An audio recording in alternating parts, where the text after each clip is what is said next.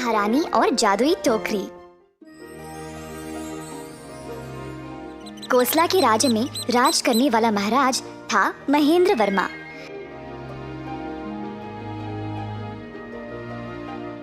महाराज की एक बहुत ही सुंदर पत्नी थी शकुंतला। उनका साथ कई सालों तक होने के बावजूद उनको कोई संतान नहीं हुआ। दोनों ने इस वरदान के लिए कई पूजा पाठ किए और मंदिरें भी गए,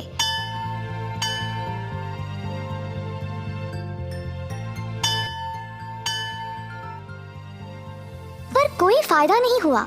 अक्सर वे उदास रहते थे।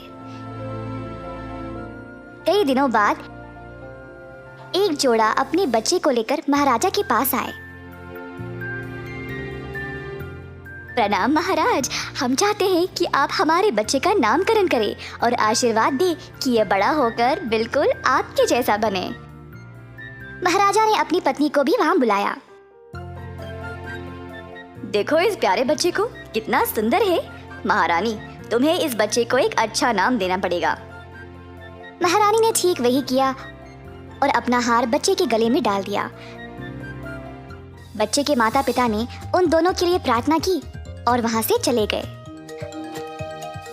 महारानी अचानक उदास होकर अपने कमरे में चली गई कि उसकी खुद की कोई औलाद नहीं है। महाराजा ने भी ये देखा और उदास हो गया। हर शाम महारानी को आदत थी तालाब के पास अपनी सेविकाओं के साथ जाने का। वहां पर अचानक से महारानी ने एक सुंदर सी टोकरी को तैरते हुए देखा। वहां देखो, कितनी सुंदर टोकरी है, जाओ और उसे ले आओ। जी महारानी साहिबा, अभी ले आएंगे। जब सेविकाएं टोकरी के पास गए तो उसके अंदर दो नन्हे लड़कों को देखकर हैरान रह गए। शायद ये मेरी प्रार्थनाओं का असर है। मेरे खुद के तो है नहीं, पर मुझे अब दो मिल गए। रानी तुरंत महाराजा के पास गई। शकुंतला, क्या हो, अचानक से इतनी खुश लग रही हो? महारानी ने अपनी सेविकाओं को उस टोकरी को लाने के लिए कहा।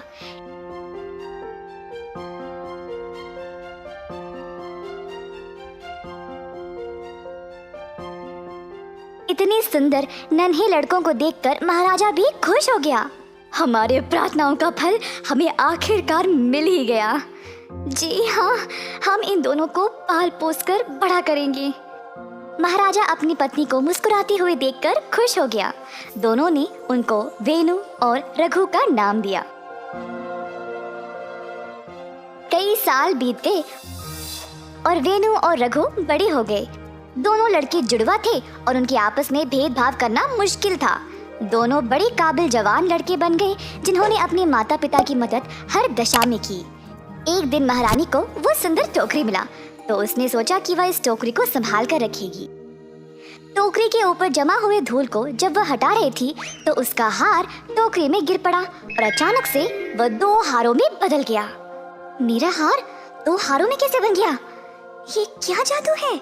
रानी ने अपना कंगन निकालकर टोकरी में डाला तो कंगन भी दो में बदल गए। ये तो एक जादुई टोकरी है। मुझे महाराजा को तुरंत बताना पड़ेगा। महारानी ने तुरंत महाराजा को सारी घटना सुनाई। अगर आपको विश्वास नहीं हो रहा तो आप अपनी अंगूठी इसमें डाल दीजिएगा। जब महाराजा ने ऐसा किया तो उनकी अंगूठी दो में बदल गई और महाराजा हैरान ही रह गया। ये क्या जादू है? कैसे संभव है? शायद इसीलिए हमें टोकरी में दो लड़के मिले थे, वेणु और रघु। हाँ, इस जादुई टोकरी की वजह से हमें दो बच्चे मिले। अब हम इस जादुई टोकरी के साथ अपने राज्य में उन लोगों की सहायता कर सकते हैं जिनको बच्चा नहीं हो रहा है। ये तो कमाल का विचार है रानी साहिबा। तुम्हारे इस अच्छे स्वभाव की वजह से ही तुमको ये जादुई टोकरी का वरदान मिला है शायद, और दो प्यारे लड़कों का भी। उस दिन से महाराज और महारानी ने उन सब की मदद की जो बच्चे नहीं जन्म पा रहे थे और अपने दो बेटों के साथ खुशी से जीवन गुजारा।